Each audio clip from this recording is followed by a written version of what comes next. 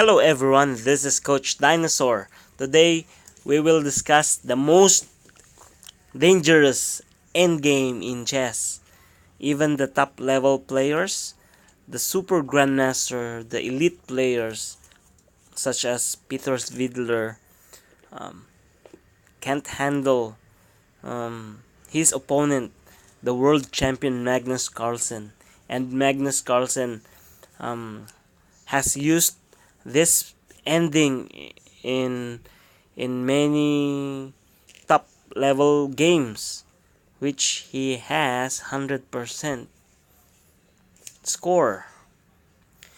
Today we will discuss this endgame on how to handle such endgame, and even if you face Magnus Carlsen, you can easily handle it. And of course, there are lots of confusing move that black may use, or the bishop and rook may use to confuse your move order. But with the right pattern, and it will shown in this video on how to handle Magnus Carlsen in such an endgame.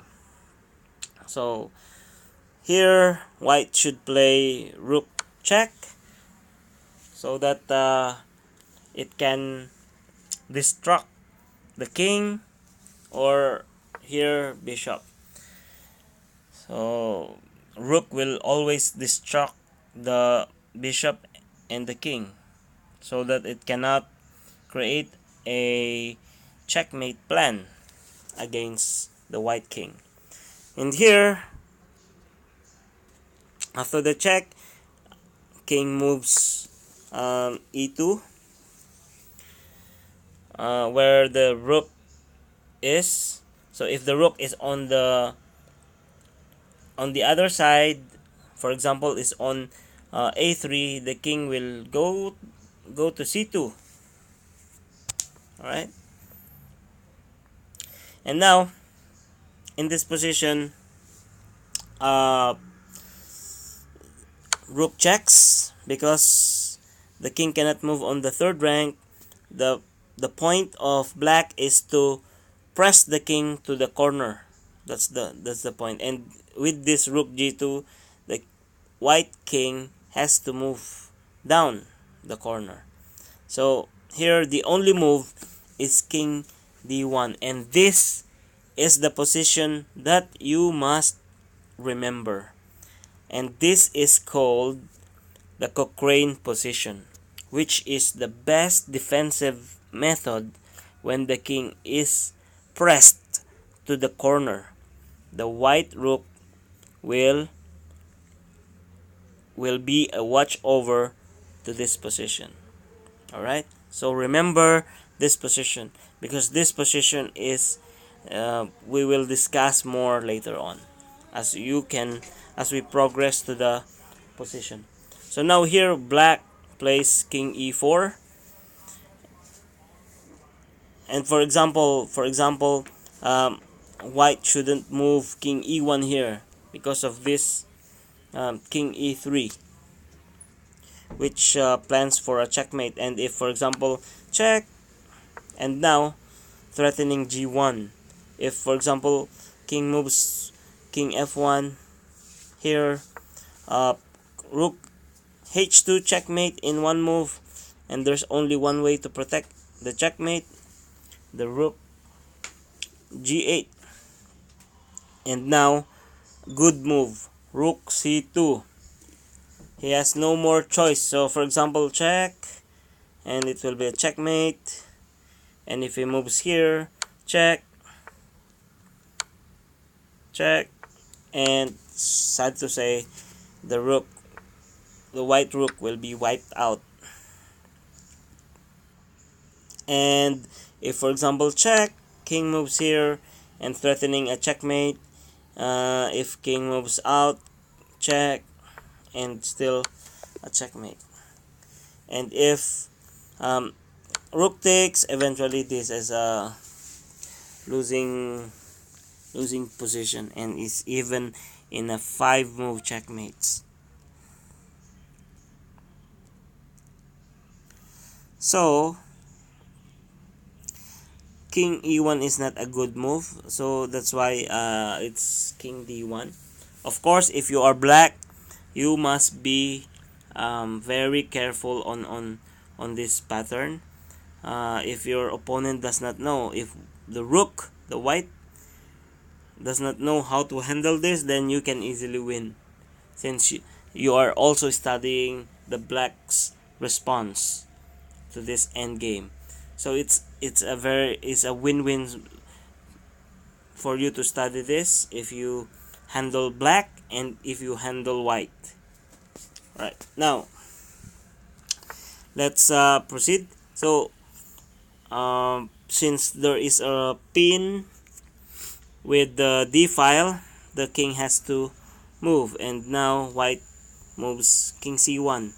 And if the king moves on the king c4, white should play king e1. Did you see the pattern? If he goes to e file, go c file. If he goes c file, goes e file. Why? Because to stop any evil plan of black to checkmate the king on the corner. Alright, so let's just play on this king e4 and then king c1. Then after this, rook a2, black will just wait uh, for the position to progress. So here is the most important, one of the most important moves, waiting move, rook d7. Since the pressure is on the d file, you should not remove that pressure, since the bishop is like fortressing the position, the king. And if the king moves back, then still king cannot remove its of course, if he moves back, then again we're on the same pattern. So king moves here, king's, yeah, so we're just doing the same thing all over again. So here black should proceed now, bishop c4, removing uh, the black the blockage from this rook. But the rook already created the fortress on the d file, so the king cannot cross the d file to c file. Right. So this rook move is really a very good defense method to the position. So with this,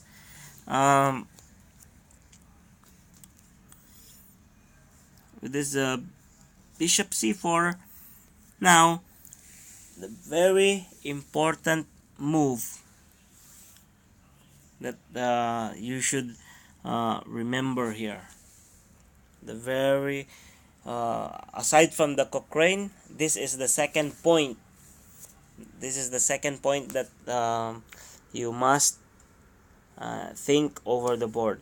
Is now when the bishop removes the the pinning or the blockage, the rook must enter to protect the rank, the second rank, or the rank where the white king is pressed to the corner. So an important move. So here black will just wait and confuse again. He will go back and wait for white to make a mistake because of inconsistent uh, watching over or protection from this Cochrane defense and this rook d2 move. So he will go out and change his plan. Alright, so when change his plan, so once the rook has removed the second rank attack, then king should goes up And now bishop d3. The purpose of this is to remove the rook into play along the d file. So of course, if it's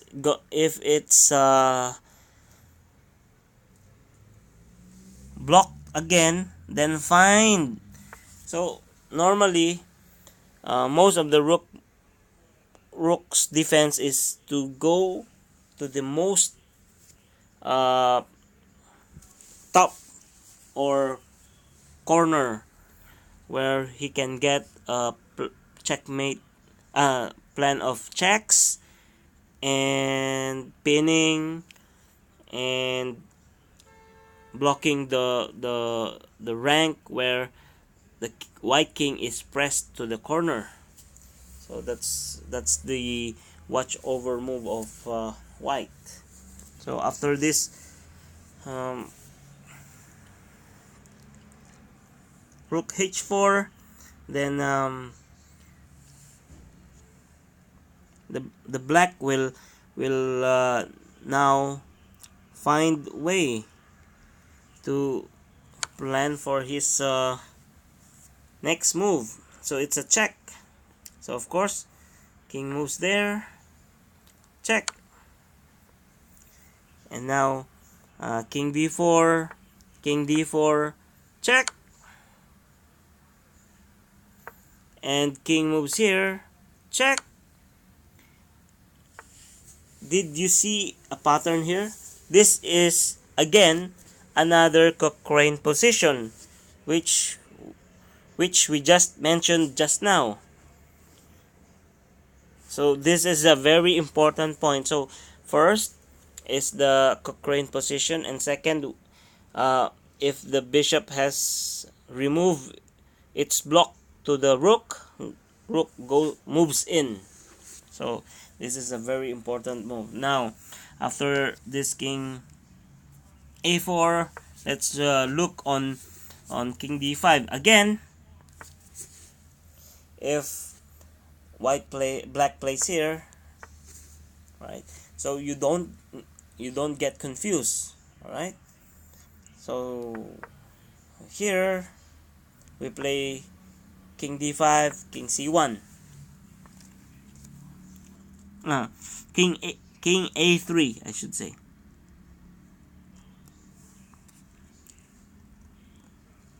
And now bishop d3 again, rook b4. So when the bishop is removed, a very important defense is to go inside and attack the rook who handles pressing of white's king. Eventually, the rook will not capture again. He will goes on the top and find again another way to confuse white's position. So that's the only way black will do, is to confuse.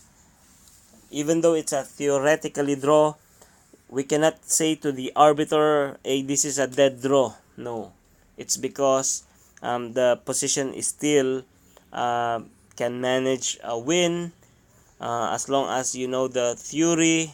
Then you can move to a 50 move rule draw. Aside from a theoretical draw, you have to prove it that this is a draw by playing on it until it reaches a 50 move rule draw, right? So here is a rook h8 where it is planning to confuse white. So if he doesn't move on blocking the rook, so just move back, because the white king is not in danger, because the rook already moved out from the b file, okay, pressing the king from the corner. So black is out from that position. Now here, after rook g4, now again, if he moves back again, just move back. So he'll just confuse you. And now black plays rook h3. Of course, the plan is, for example, you play here, eventually you will end up losing in a very fast way. So here, after this rook h3, so just move out. Anyway, the rook is fortressing the king. King cannot move in this corner, in these squares, because of this rook on the fourth rank. So here, uh,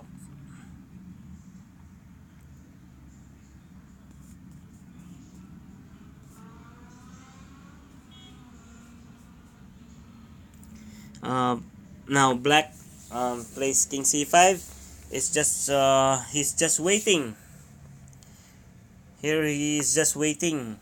So if he waits, just wait also. Alright.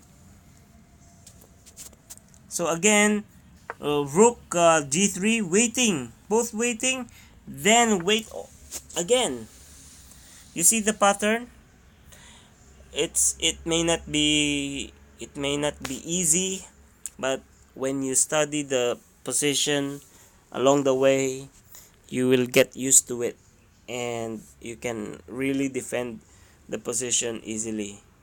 But of course, if you don't study this, eventually whatever you do, or whatever positions it can give you, you will have a very very hard time to draw the position. And of course, if you are in the black's position and white does not know the theory, the same thing, you can actually win. But if you also don't know how to win such ending, if your opponent does not know the theory for white, eventually you will end the draw also,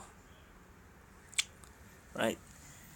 So here, bishop c4, blocking the check. Again, if block, goes up. Very easy. It's a very easy idea. Though black will create a confusing move. Very easy, because the king and the bishop is half. That's why you are cutting it out. Alright? And if the bishop doesn't move on bishop e6, and then there's a lot of checks preferred there. Alright? For example, he plays here. And now, cut. There's a cut also there. It's a possible move. Uh, if, for example, he plays here, absolutely, there will be lots of checks. And this will end up planning. So, right, checks. And now, bishop moves, king moves, check. And again, we're on the same Cochrane position. So this is a lifelong position. Alright, so we just make the position back to the bishop e3, and then now rook d8, then king c4, rook d2 to prevent the second rank attack from black's rook on g2. Now bishop f5, rook f2, attacking the bishop. So check. King c1, bishop e4. Now black is pressing the white's position, but it can be handled. So rook d2, king d4, king e1, bishop f3, king d2. Here we go. So the position comes here. This is the third point. So if the position arise, again, create a study guide again. I will demonstrate to you on how to handle, but it's still up to you on some other moves. But I will give you the two major line here, which is a very important major line, because it costs white big trouble. So now again check, and here. Now here, black should play rook a3, where it is creating sugzwang. Of course, if black rook's there, uh, rook a2 and skewer. All right, so it's the same thing with this skewer. So it's really a very dangerous move. But again, only king e1, king e3, boom, check, a nice shot. King captures, stalemate. Now king to f4 to prevent uh, the tricky plan. Now rook b2 so that the king can move on the second rank. So black will stop the plans. King just move up. Now the king cannot move. Check. Bishop e4, and then rook h1, again rook d2. It's the same pattern of the same position all over again. All right. So again, there's no checkmate because of that. So if he goes here. Yeah. So he will just end up waiting, because yep, king will just move up. So check. And if he plays here, rook e2, okay, then rook b2. Very, if you can see, it's really a dead finishing to drawish position. So here, let's discuss now another position. This position. In this position, aside from rook a3, black can also play rook d3, which is more dangerous. King c2, king c4, now king c1. So of course it's a draw. Here black plays rook e3, and now check. If he moves here, it's check, check, check until here. Alright, so now cut again the edge, rook b6, very important. Then attack the king, rook d2, bishop e4. Of course, if king moves here, there's a threat. That's why he plays here. So after bishop e4, king d2, rook h2,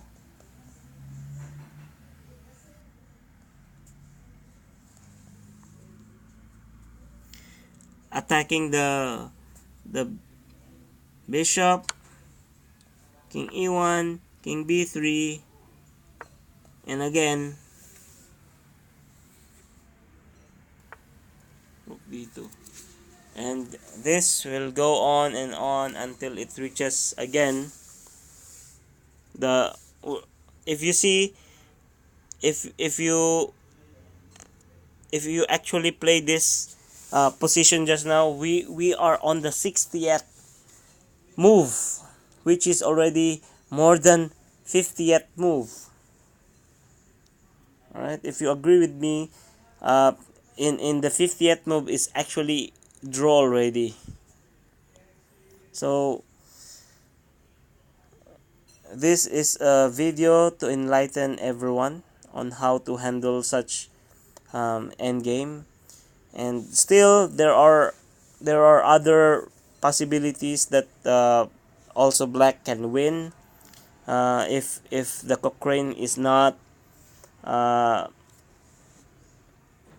is not achieved by the king rook against king bishop rook.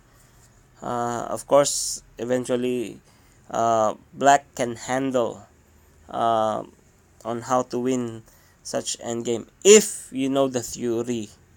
So again, um, I'll leave it to the viewer to study more this kind of endgame.